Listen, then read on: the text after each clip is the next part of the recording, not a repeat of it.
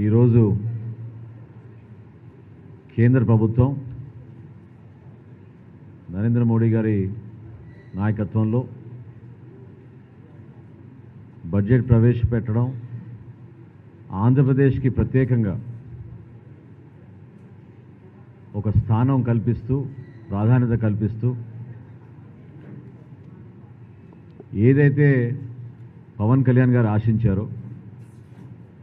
దేనికైతే Janasena party కట్టుబడి పదవుల కోసం కాదు, రాష్ట్ర అభివృద్ధి జరగాలి, రాష్ట్ర ప్రజలకి మేలు జరగాలి, మన ప్రాంతానికి పెట్టుబడులు రావాలి అనే ఒక అంకిత భావంతో 2020 జనవరిలో భారతీయ జనతా పార్టీతో ఆ రోజు పొత్తు పెట్టుకున్నప్పుడు పవన్ కళ్యాణ్ గారు అమిత్ షా గారిని, జేపీ నడ్డా గారిని ఆ రోజు కోరింది ఒకటే, మా రాష్ట్రం గురించి దయచేసి మీరు పట్టించుకోండి, అనాథులైపోయాం, ఈ కొత్త ప్రభుత్వం వచ్చిన తర్వాత వాళ్ళు చేస్తున్న అరాచకాలు కేవలం వాళ్ళ స్వలాభం కోసం వాళ్ళు అనుసరించే విధానాలు, వాటిని వ్యతిరేకిస్తూ నిజాయితీగా కష్టపడి మా ప్రజల పక్షాన, అమరావతి రైతుల పక్షాన మేము వచ్చాం ఢిల్లీకి, దాన్ని మీరు గుర్తించాలని చెప్పి ఏదైతే ఆ రోజు ఆయన మాట్లాడారో, ఒక సుదీర్ఘ ప్రస్థానం తర్వాత Janasena party, Telugu Desam party, Bharatiya Janata party కూటమి ఏర్పడినప్పుడు కూడా మేమందరం కూడా కలిసి ఆ రోజు చంద్రబాబు నాయుడు గారి నాయకత్వంలో, పవన్ కళ్యాణ్ గారి నాయకత్వంలో మా చర్చల్లో భాగంగా కోరింది ఒకటే, అమరావతి నిర్మాణం కోసం మీరు సహాయం అందించాలి, పోలవరం ఎట్టి పరిస్థితుల్లో కూడా ఆ ప్రాజెక్ట్ బాధ్యత రాష్ట్ర ప్రభుత్వం పైన ఎంత ఉందో కేంద్ర ప్రభుత్వం పైన కూడా అదే విధంగా బాధ్యత ఉండాలి, దయచేసి ఎక్కడ కూడా వివక్ష చూపించారు, ఆంధ్రప్రదేశ్ని ఆదుకోవడం లేదనే భావన ప్రజల్లో కలగకుండా మనందరం కలిసి పనిచేద్దామని ఆ రోజు చర్చల్లో భాగంగా మాట్లాడినప్పుడు ఆ నాయకత్వం ఇచ్చిన మాట